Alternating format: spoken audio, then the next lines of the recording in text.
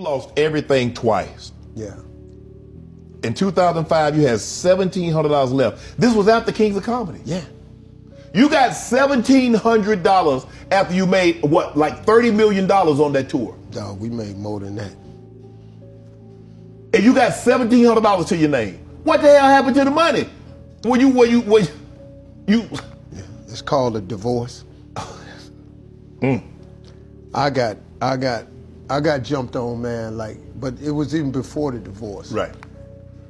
Cause, not gonna say who did it, but they got in cahoots with my financial planner. And I was writing checks to the government for 7 years. Right. Writing tax checks, signing the tax checks, giving them to turn in. They was keeping them, taking the money out the account like I was paying taxes, right, and keeping it for themselves. When my accountant passed, a lady went in the office and found a box on the floor, and I had 7 years of unpaid taxes. And I'm thinking I'm even. And then my lawyer said to me, hey man, you ain't paid taxes in 7 years. Ooh, so you haven't paid in 7 years plus the interest.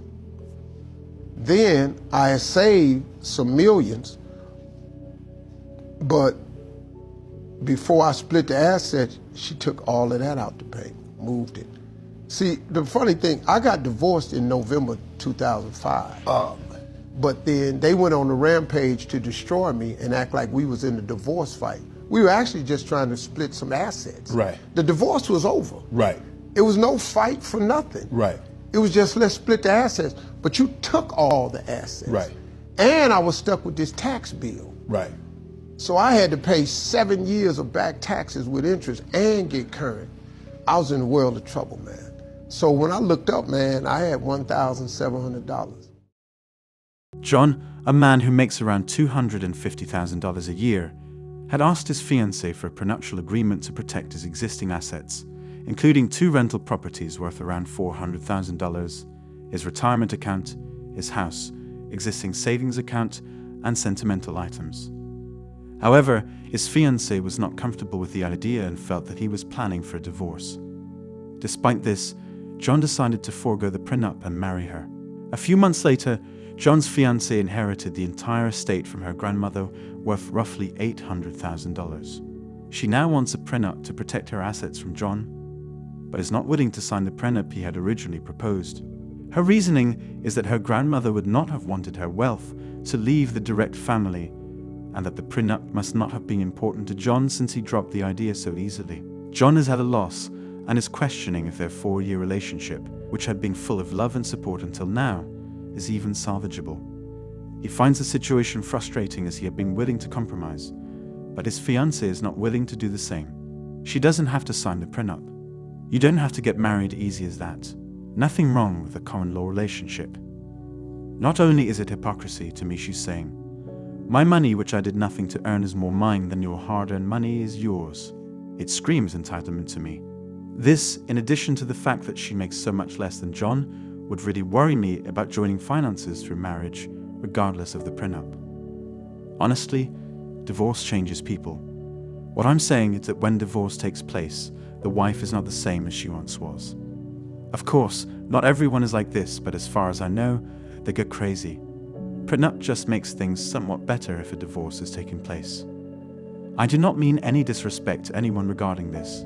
It's just a protection. I think of it as car insurance.